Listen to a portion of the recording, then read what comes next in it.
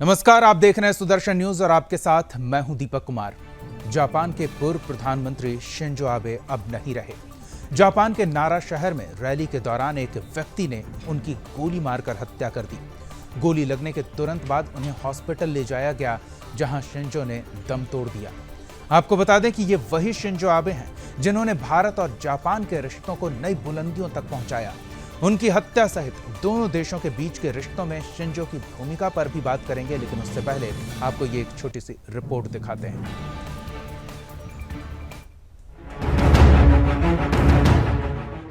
आज पूरा जापान हतप्रभ है क्योंकि उनके चहेते पूर्व प्रधानमंत्री शिंजो आबे अब इस दुनिया में नहीं रहे। तेत्सुया यामागामी नाम के व्यक्ति ने सुबह ही नारा शहर में एक रैली के दौरान उन्हें गोली मार दी। मौत से लड़ते हुए शिंजो ने 6 घंटे बाद दम तोड़ दिया। 67 वर्षीय शिंजो आबे जापान के सबसे लंबे समय तक पीएम रहने वाले व्यक्ति रहे। जापान के पूर्व प्रधानमंत्री शिंजो आबे का भारत से खास लगाव रहा। शिंजो आबे जब प्रधानमंत्री थे तब भारत जापान के संबंधों को उन्होंने नई ऊंचाई दी। शिंजो आबे का भारत से लगाव का अंदाजा इसी बात से लगाया जा सकता है कि वे अपने कार्यकाल के दौरान सबसे अधिक 3 बार भारत का दौरा करने पहुंचे। शिंजो आबे जनवरी 2014, दिसंबर 2015 और सितंबर 2017 में आधिकारिक तौर पर भारत की यात्रा पर आए। भारत और जापान के रिश्ते मजबूत करने के लिए शिंजो आबे को जाना जाता है। भारत सरकार ने जनवरी 2021 में शिंजो आबे को भारत का दूसरा सबसे बड़ा नागरिक अवार्ड पद्म विभूषण से सम्मानित किया था। शिंजो आबे भारत के गणतंत्र दिवस पर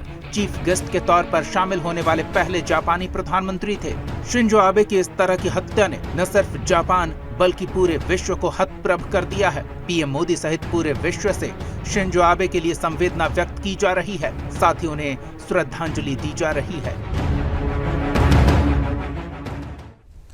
तो विश्व भर में इस तरह के राजनयिकों की हत्या होती रही है।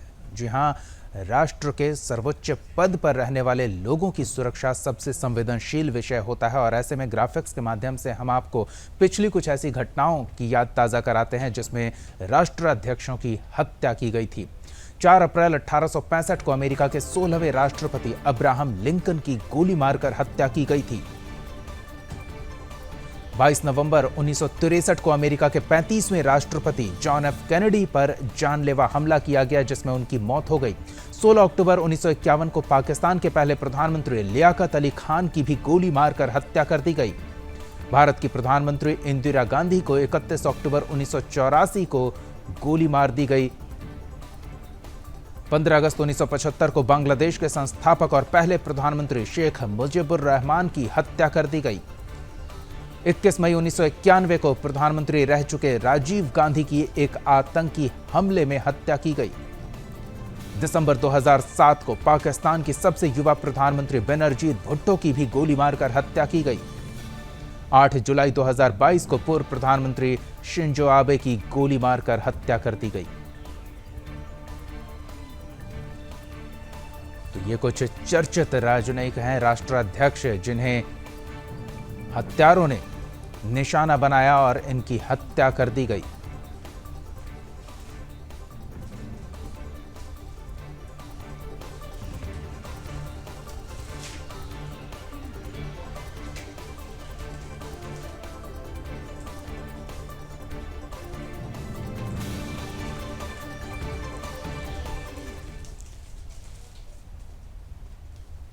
शिंजो आबे का परिवार भी राजनीति से जुड़ा हुआ था और इसी कारण शिंजो आबे संभवतः राजनीति में आए और राजनीति में आने पर उन्होंने एक अपना अलग मुकाम बनाया।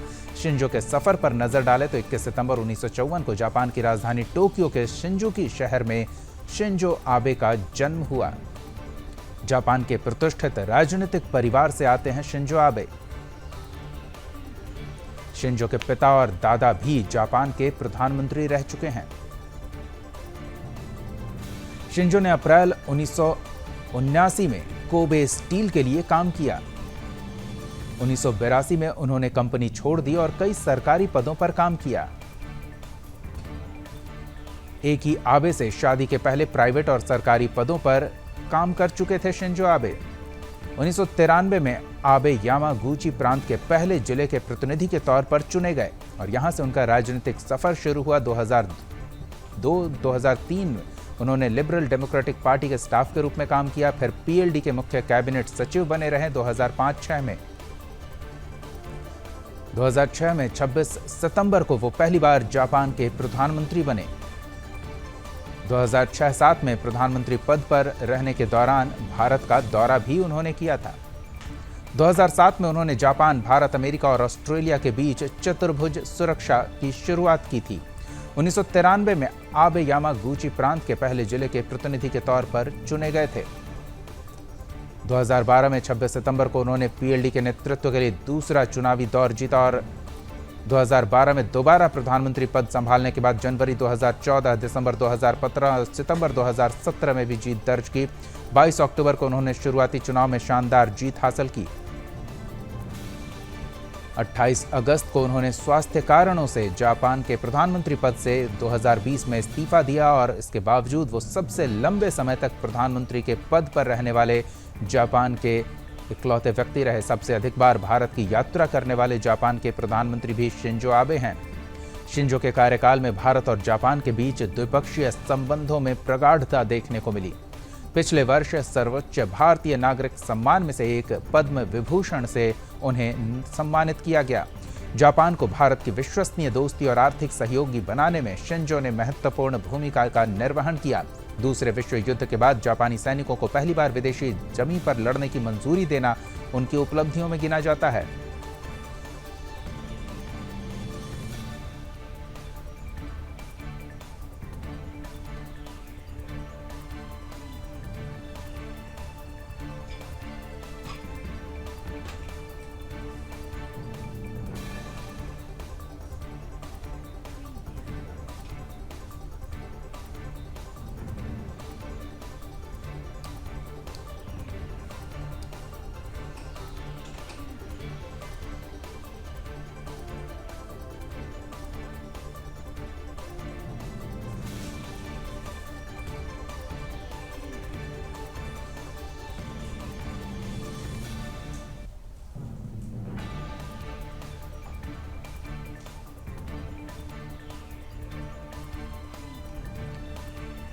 तो भारत और जापान के जो पुराने रिश्ते थे, उन रिश्तों में एक नयापन और एक नई प्रगाढ़ता शिंजो आबे के कार्यकाल में महसूस की गई और उसी का परिणाम है कि भारत इस घटना से मर्माहत है।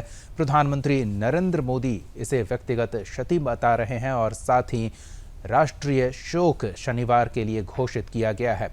कितने महत्वपूर्ण थे शिंजो आबे और भारत उनके कार्यकाल के दौरान जो संबंधों की प्रगाढ़ता हुई उससे कितना लाभान्वित हुआ है, क्यों इतना शोक है भारतीय समुदाय में जापानी प्रधानमंत्री के निधन पर, थोड़ा समझने का प्रयास करेंगे। कितने महत्वपूर्ण थे ये शिंजो आबे और भारत और जापान संबंधों की नई ऊंचाइयों को अपने कार्यकाल में लेकर गए थे। हमारे साथ बीएस निगम, पूर्व राजनयिक, जुड़े हुए हैं। निगम जी, बहुत बहुत स्वागत है आपका सुदर्शन न्यूज़ पर।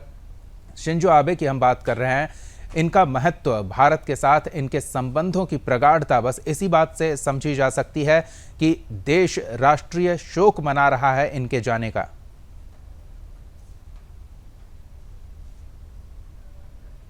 बीएस निगम जी।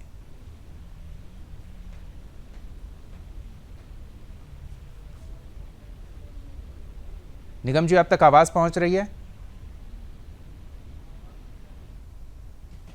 चलिए, संभवतः आवाज़ नहीं पहुंच पा रही, हम दोबारा जुड़ने का प्रयास करते हैं। इस बीच जो आपको तस्वीरें दिखा रहे हैं, ये उस समय की तस्वीर है जब नारा शहर में शिंजो आबे एक चुनावी कार्यक्रम में पहुंचे थे और वहां संबोधन के लिए जैसे ही सामने आए, उनके काफ़ी करीब मौजूद एक व्यक्ति ने उन पर गोली चला दी। ये वो तस्वीर, पीछे वो व्यक्ति गोली चलाता हुआ दिख रहा है। बताया गया जापानी मीडिया के अनुसार कि 2 गोलियां इस व्यक्ति ने दागी थी जो शिंजो आबे को लगी। एक गोली उनके सीने के आर पार चली गई और दूसरी गोली उनके गर्दन पर लगी थी। आनन फानन में उन्हें एयर एम्बुलेंस से अस्पताल ले जाया गया। 6 घंटों तक डॉक्टरों ने काफ़ी मशक्कत की कि शिंजो आबे को बचाया जा सके, लेकिन ऐसा संभव नहीं हुआ। शिंजो आबे अब नहीं रहे, लेकिन जब तक वो रहें भारत के एक महत्वपूर्ण मित्र के तौर पर उन्हें पहचाना गया। और प्रधानमंत्री नरेंद्र मोदी और शिंजो आबे की जो केमिस्ट्री थी वो पूरी दुनिया ने देखी थी। और ये केमिस्ट्री ही शिंजो आबे और भारत के प्रधानमंत्री नरेंद्र मोदी के बीच जितने भी करार हुए भारत और जापान के बीच, उनमें महत्वपूर्ण भूमिका इन दोस्ती के कारण कही जा सकती है।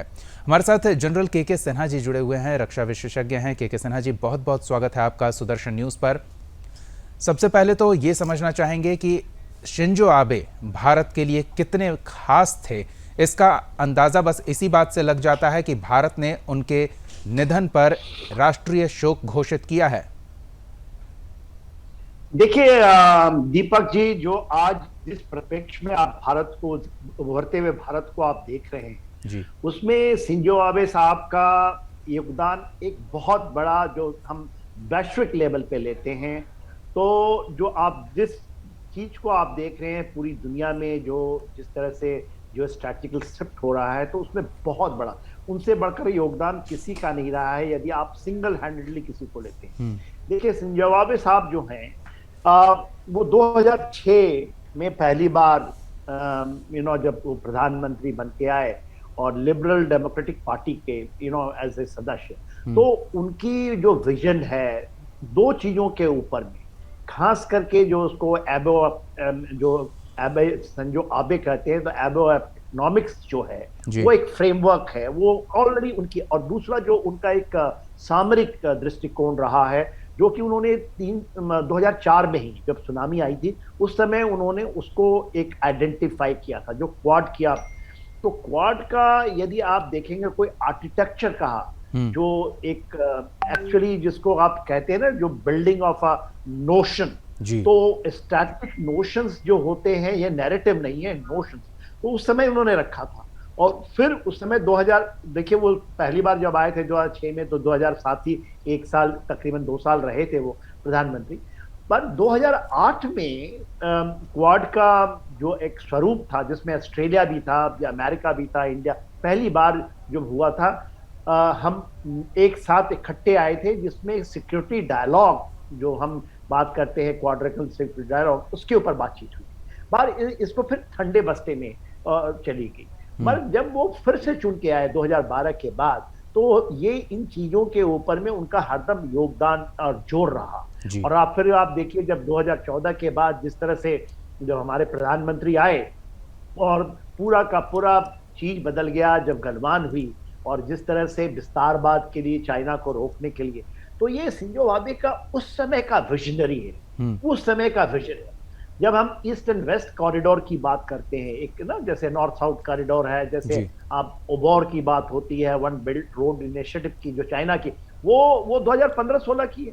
बट शिंजो आबे ने जब शुरू में ही आए थे, तो उनका ईस्ट वेस्ट, जो कि खास में इंडिया और उसमें जापान शामिल है, जो एशियन कंट्री है, जो हमारे जितने भी एशियान के देशों के होता हुआ और जापान तक का जो ईस्ट वेस्ट कॉरिडोर का जो बात होती थी, और जो लुक वेस्ट पॉलिसी में, वो पूरा का पूरा फोकस करने में शिंजो आबे का, और ये कहिए तो एक बहुत बड़ा योगदान रहा है।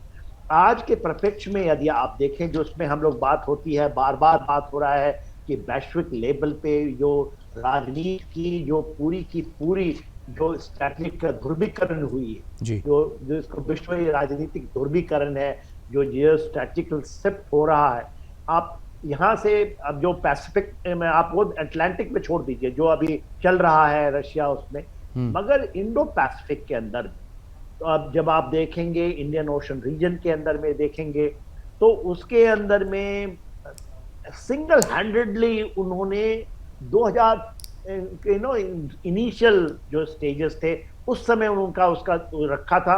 और देखिए किस तरह से उनकी विजन सारी चेंज हो रही है आज के दिन में।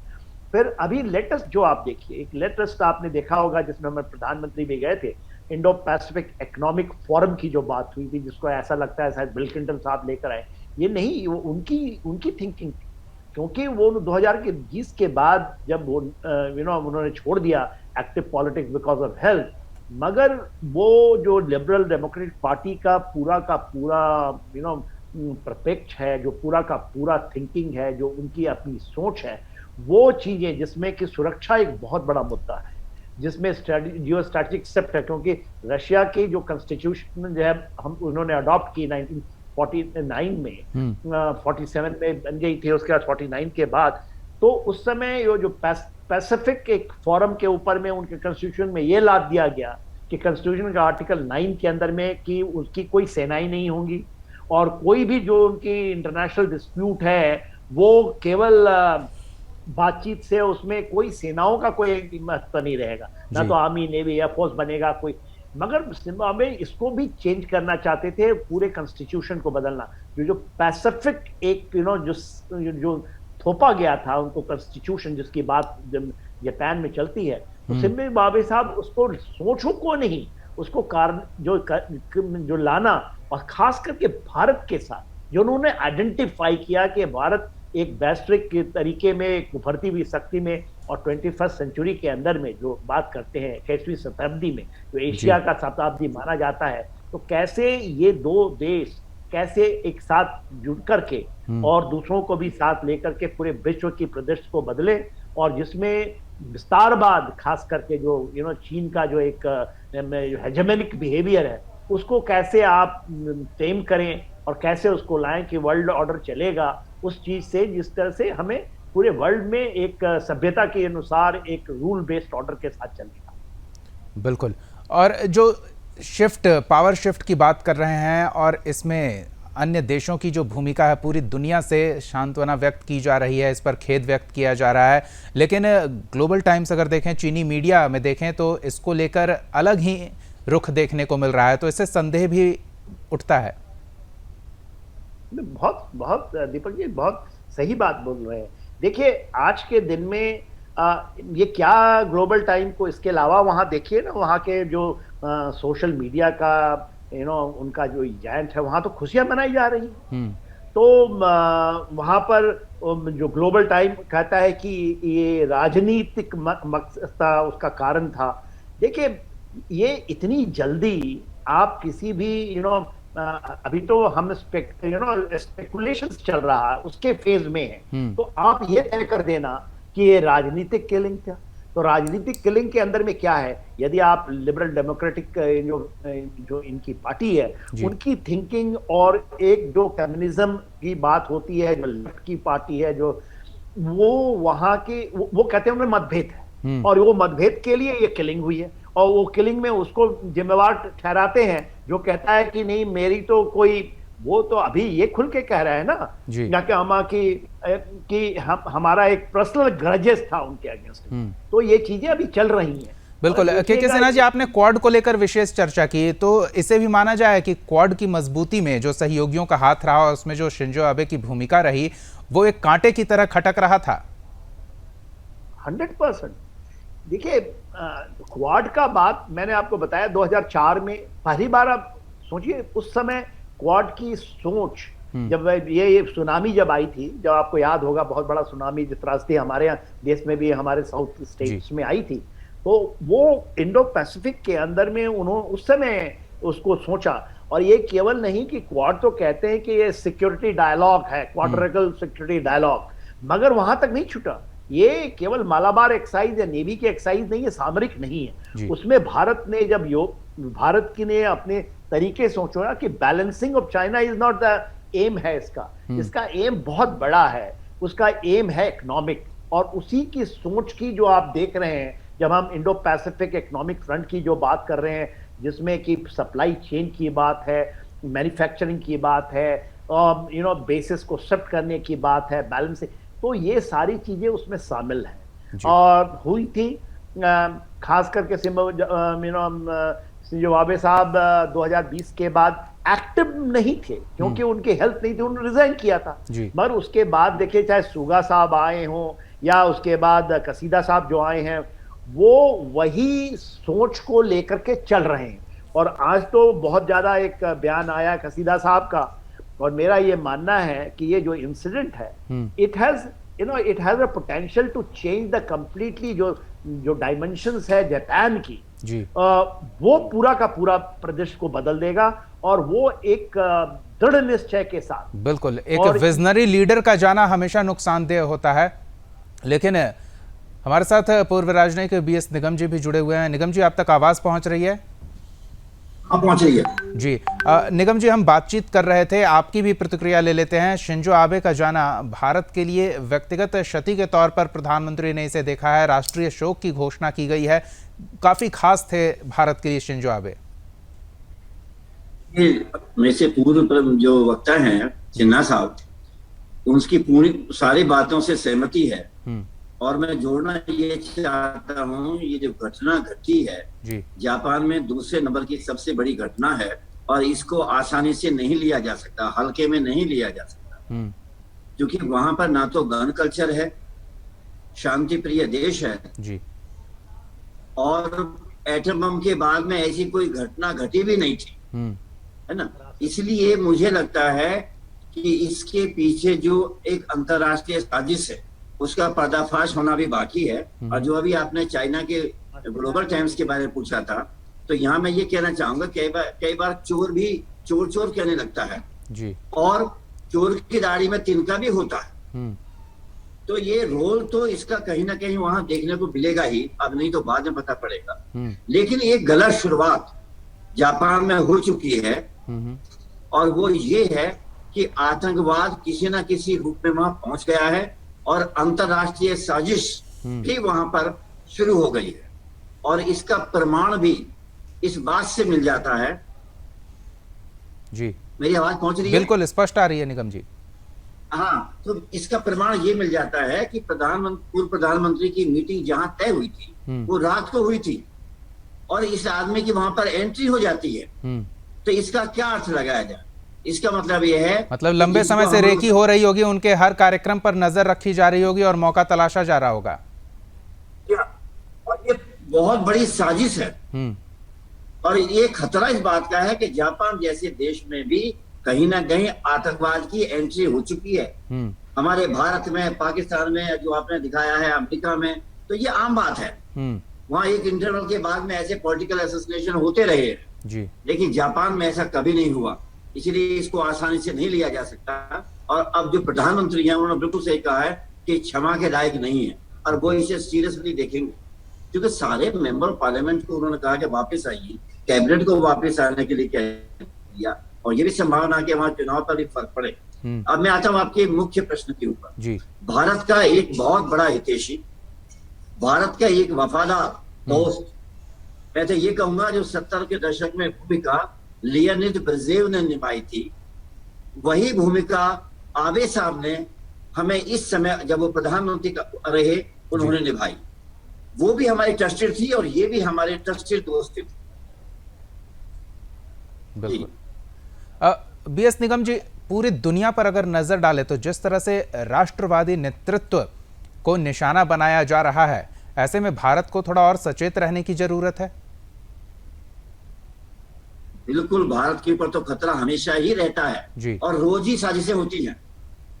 सर बहुत अच्छी तरह जानते हैं, सिन्हा सर, वो तो अब इतने एक्सपर्ट हैं, उन्हें पता है कि कहाँ क्या घटना घट रही है जी। हमारे ना तो बीएसएफ बॉर्डर पे सुरक्षित है, वो भी देखता रहता है, हमारी आर्मी चौकस है, वो तो हमारे जो एक नेशनल लीडरशिप है इस वक्त पे जी, वो इतनी मजबूत है जिसकी वजह से लोग थर्रा रहे हैं। चाइना जैसा इतना खूंखार देश और मौका परस्त, वो कुछ नहीं कर पा रहा है। और एक बार गलती करके देखे, एक पहली गलती पर उसे इतनी बड़ी सजा मिलेगी जो देखने लायक होगी जी। हम ये नहीं कह रहे जो लोग धौंस देते हैं, अब हमारे धौंस से काम नहीं चलेगा, हमारा वो व्यवहारिक होगा और हम ऐसा सबक सिखाएंगे कि चाइना की पीढ़ी याद करें। बिल्कुल। के सिन्हा जी के पास चलते हैं। जी, के सिन्हा जी, आपसे भी यही समझना चाहेंगे कि हमारे राष्ट्रवादी नेतृत्व की सुरक्षा में जो जवान लगे हैं वो अद्वितीय काम कर रहे हैं। देखिए दीपक जी, भारत की जो किस लिए आज पूरे विश्व के अंदर में पूरी की पूरी नजर भारत के ऊपर में जी, उसके 2-3 कारण हैं। ये केवल भारत ऐसा नहीं कि वो आज बन गया है। मगर बात यह है कि जिस तरह से चीजें उभर के आई अभी, खास करके जो चीजें उभर के आ रही हैं, जैसे निगम साहब बता रहे थे कि हम देखिए, जब नेशनल कॉम्प्रिहेंसिव नेशनल पावर होता है किसी देश का, उस कॉम्प्रिहेंसिव नेशनल पावर के अंदर में बहुत चीजें हैं। जिस तरह से देखिए आज जो हमारी जो एग्रेसिव डिप्लोमेसी है, आप इसकी आप मिलिट्री पावर तो हम ये प्रूवन है, और जो एग्रेसिव डिप्लोमेसी हमने लिया, कल आपको पता होगा बाली के अंदर में हमारे जो फॉरेन मिनिस्टर हैं और उनके फॉरेन मिनिस्टर साहब का, यांगी साहब का जब बातचीत हुई तो वहां पर उन्होंने उनको बताया कि देखिए G20 का जो हम कर रहे हैं, ये G20 की समिट वो थी उसकी वहां फॉरेन मिनिस्टरों की बाली में, तो उस समय बताया कि हम तो इसको कर ही रहे हैं जम्मू एंड कश्मीर के अंदर में जी। मगर ये कहते हैं, और ये आपको उन्होंने अल्टीमेटम दिया है कि लास्ट चांस है कि आप जितने भी वहां पर हमारे बॉर्डर इश्यूज हैं उसको आप सॉल्व कीजिए, अदरवाइज उन्होंने वर्डिंग नहीं, उनको धमकी नहीं दी जी। क्योंकि जब ये चल रहा था तो देखिए चाइना के कुछ ऐसा सुनने में आ रहा है कि बॉर्डर के ऊपर में वायलेशन हुए हैं एयरक्राफ्ट के। तो यदि चाइना ये सोचता है कि ये ना कि इंडिया भारत के ऊपर में, क्योंकि मोदी साहब का ये वो बात ध्यान में रखिए गलवान के बाद उन्होंने कहा था विस्तारवाद का ये अंत हो गया, ये विस्तारवाद का अंत कर दिया जाएगा। और इसमें जब हम बात करते हैं शिंजो आबे साहब का, जो उन्होंने उस समय सोच रखी थी, क्योंकि ये बैलेंसिंग एक्ट नहीं है, ये टेमिंग एक्ट नहीं है, मगर आप ये ध्रुवीकरण है। और ये ध्रुवीकरण के अंदर में आज जैसे निगम साहब बता रहे हैं, आने वाले देखिए मोदी साहब गए थे, ये जब आपको गलवान हुआ था उसके बाद वो वहां गए थे, वहां की मीटिंग बड़ी इंपॉर्टेंट है। और मोदी साहब ने उनको कहा था कि देखिए 21st सेंचुरी जो है वो एशियन सेंचुरी है, ये एशिया का सेंचुरी है। आप यदि 19वीं सदी की सेंचुरी यदि यूरोप की थी और 20वीं सदी का यूनाइटेड स्टेट्स अमेरिका का था, तो 21वीं सदी जो है एशिया का है। और एशिया में कोई ऐसा नहीं कि केवल एक पावर निकल जाए, और भावर तो उन्होंने उनको मौका दिया था और ये सही मौका था, मगर वो नहीं सुने। आज के दिन में वो जो चीजें आप देख रहे हैं, ये इंडो पैसिफिक के अंदर में ये तो हो चुका। जिस तरह से हम आए हैं और जिस तरह से भारत उभर रहा है, ये $5 ट्रिलियन की इकोनॉमी तो 100% आप देखिएगा 2024 कुछ भी अनटिल अनलेस कोई ऐसा चीज ना आ जाए, ये तो हम पहुंचेंगे ही। 2010 के अंदर में जो लक्ष्य है आपकी जो इकोनॉमिक जायंट्स का, और पहली बार हमने अपने डिप्लोमेटिक जो कहते हैं ना स्ट्रेंथ को पहचाना है। इतनी बड़ी पावर होती है, देखिए पूरे विश्व में यदि दिन रात 24 घंटे जो चलता है वो चलता है एक डिप्लोमेसी, क्योंकि उसी के ऊपर में आप कितने आगे निकलेंगे, कितने पीछे रह जाएंगे, उस पर डिपेंड करता है। अब आप देखिए जो चल रहा है यूक्रेन के अंदर में, उस वॉरफेयर में कैसे स्ट्रेटेजिक पार्टनर्स को आप बैलेंस आउट करते हैं। जापान भी एक है, हमारा रशिया भी है, अमेरिका भी है। उसके अंदर में आप जो हमारा जिसको स्ट्रेटेजिक इसको ऑटोनॉमी कहते हैं, हमारे ऑटोनॉमी है, हम आज वहां भी कर रहे हैं अपना इकोनॉमिकली, हम हमारे लिए जो अच्छा है, अपने देश के लिए अच्छा है, उन सब चीज को फ्रीडम ऑफ एक्शन के साथ, ऐसा नहीं कि किसी के दबाव में। तो ये एक बहुत बड़ी चीज है। मगर जो आज हम बात कर रहे हैं ये है शिंजो आबे साहब के जाना, इसमें मार्गदर्शन, एक सोच इंडो पैसिफिक के अंदर में और इंडियन ओशन रीजन के अंदर में किसी ने दिया हो तो उसमें मैं मानता हूं शिंजो आबे साहब को नंबर 1 जी। और एब्सोल्युटली क्लैरिटी ऑफ हार्ट, जिसको कहते हैं ना एब्सोल्युटली प्योर क्लीन। ये मैं नहीं कहूंगा कि वो कब आए, क्या वो काशी गए या अहमदाबाद गए, उन चीजों में तो दिखती है जी। मगर जो पॉलिसीज आज देखिए, रोबोटिक आज आने वाले समय में हमारा जापान के साथ इवन मिलिट्री फ्रंट, बिल्कुल रोबोटिक के ऊपर में पूरा का पूरा। बिल्कुल के सिन्हा जी, इस समय ये मेंशन करना भी मुझे लगता है महत्वपूर्ण है कि जो परमाणु समझौते हुए थे उसको लेकर, और जापान जो परमाणु ऊर्जा को लेकर आगे बढ़ रहा था, जो उसकी न्यूक्लियर पॉलिसी में परिवर्तन की संभावना दिख रही थी। बताया जाता है कि वो भी शिंजो आबे की ही सोच का परिणाम था कि जापान सरकार न्यूक्लियर पावर को लेकर आगे बढ़ रही थी और आक्रामक तरीके से बढ़ रही थी, किसी की भी परवाह किए बिना बढ़ रही थी। तो क्या ये एक कारण वो भी हो सकता है? 100%। देखिए, जापान जिस रास्ते में चल पड़ा, जो जापान ने किया है, आपको ये पता, अमेरिका ने हाइपरसोनिक, आपने सुना होगा ना, जो 7 गुना तेज होता है आवाज से, जिसमें रशिया का बहुत आगे निकल चुका है, और वो फेल हो गया अमेरिका का टेस्ट। मगर जापान के अंदर में, क्योंकि उन्होंने मिलिट्री बेस नहीं बनाया था, नहीं किया था सेकेंड वर्ल्ड वॉर के, मगर वो 2 दिन पहले आवाज आई थी जो हाइपरसोनिक उनका। फिर उन्होंने उसकी काट की जो बात कर रहे हैं, जो ड्रोन के अंदर में, तो ड्रोन के अंदर में जो लेजर की बात है, वो उनकी टेक्नोलॉजी और भारत का उसके साथ मिलाप, वो जो चीजें हैं वो, और आप जो परमाणु की बात करें, शिंजो आबे साहब तो खुल के कहे थे कि ठीक है, यदि आप उनके कॉन्स्टिट्यूशन को पढ़ेंगे, तो मैं जरा पढ़ के सुन, ये जापान के आर्टिकल 9 का जो उनका कॉन्स्टिट्यूशन कहता है कि Japan people forever renounces wars as a scenario जी, एंड वो कहते हैं कि राइट ऑफ द नेशन कि हम थ्रेट को नहीं यूज करेंगे, and use of force as a mean to settle international problems and disputes. ये उनकी कॉन्स्टिट्यूशन, उसको पूरा उन्होंने बदल दिया जी। उन्होंने बदल करके एक सोच रखी कि नहीं, जरूरत है, और वो तो ये कह रहे थे कि we have to go nuclear जी। तो ये बहुत इंपॉर्टेंट है, जब जियो स्ट्रैटेजिकली आप देखते हैं, बैलेंसिंग ऑफ पावर के लिए नहीं, जो रीअलाइनमेंट चल रही है पूरे विश्व के अंदर में, बिल्कुल उसमें बहुत इंपॉर्टेंट, और बहुत, जबकि वो 2 साल से एक्टिव पॉलिटिक्स में नहीं थे, मगर उनकी सोच वही है जिसपे आज थिंक टैंक का हिस्सा है, चाहे वो सक्रिय रहे या ना रहे, उनकी भूमिका, उनके विचार महत्वपूर्ण हो जाते हैं। व्यक्ति नहीं, व्यक्तित्व महत्वपूर्ण हो जाता है। व्यक्ति की आगे की क्या भविष्य की सोच है वो महत्वपूर्ण हो जाती है, और इस सोच को मारने का ये प्रयास है शिंजो आबे पर, ये गोली चलाकर जो हमला किया गया है। बीएस निगम जी, पूरे अंतर्राष्ट्रीय मंच पर अगर हम देखें तो सिलसिलेवार एक के बाद एक इस तरह की कई घटनाएं हुई हैं, जिसमें विभिन्न राष्ट्रों के राष्ट्राध्यक्ष जो राष्ट्रवादी सोच के हैं उन्हें निशाना बनाया गया।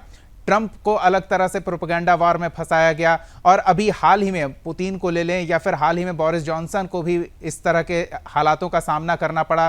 तो ये एक जो सिलसिलेवार कड़ी चली आ रही है राष्ट्रवादी शक्तियों को नुकसान पहुंचाने की, उसमें भी एक संभावना हो सकती है। लोग कॉन्स्पिरेसी थ्योरी कहते हैं, तो उस पर भी थोड़ी बात कर लें।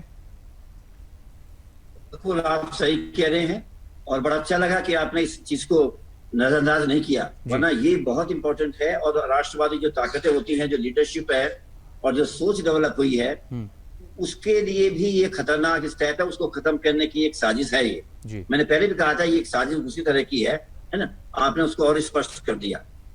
देखिए, जो राष्ट्रवादी चीजें या ताकतें या सोच डेवलप हो रही है, ये लगभग हर जो डेमोक्रेटिक कंट्री है उसमें ये हो रही है ना।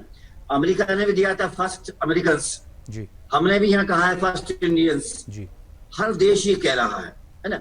जापान से चाइना का जो एक अलग डिस्प्यूट है, वो कई मायनों में एक अलग एंगल भी रखता है। नॉर्थ कोरिया जब भी कोई टेस्टिंग करता है, वहां तक जापान तक पहुंच जाता है। जापान का अपना जो चाइना का सिस्टम है, वो जापान को तंग कर रहा है, ठीक है। और जापान के साथ में दरअसल में कोई खड़ा होता भी नहीं था जी, है ना। लेकिन जब से क्वाड बना है, इन चारों देशों ने मिलकर के चाइना के जो वो है, जो प्रभाव है, उसको कम करने के जो प्रयास किए हैं। एक और एंगल इसमें ये आता है, आपको याद होगा जब मोदी जी गए थे अपनी बुलेट ट्रेन लेने के लिए जी, तो पहले चाइना गए थे, और चाइना में वो उनको पसंद नहीं आया, उन्हें ट्रस्ट किया जापानी की टेक्नोलॉजी को जी। तभी से इसकी जड़ बन गई थी कि चाइना और भारत और जापान के बीच में क्या एक होने वाला है, एक एंगल क्या होगा, और उसने खुल के कहा भी था। तो ये चीजें तो, ये ताकतों को तो खत्म करने की साजिश इंटरनेशनल चल ही रही है। और देखिए, हम चाहते हैं कि ये विजय ना हो, लेकिन ये कोई भी सहारा ले सकते हैं। असैसिनेशन उनमें से एक होता है, समझे। जब इस दुनिया में इस तरह की प्रगतिशील चीजें आती हैं, तो जो विध्वंसकारी चीजें हैं, विध्वंसकारी लोग हैं जी, वो भी अपना रोल अदा करते हैं। बिल्कुल। हम और ये उम्मीद करते हैं कि इस प्रोसेस तरह के विध्वंसक शक्तियों से निपटने के लिए कम से कम भारत पूरी तरह से सक्षम है और इस तरह के षड्यंत्रों को भारत की सुरक्षा एजेंसियां किसी भी परिस्थिति में विफल करेगी ही करेगी। बहुत बहुत धन्यवाद बी एस निगम जी और के सिन्हा जी अपना समय देने के लिए, इस महत्वपूर्ण विषय पर बातचीत के लिए, इस खास कार्यक्रम में। फिलहाल इतना ही। आप देखते रहिए सुदर्शन न्यूज। जय हिंद।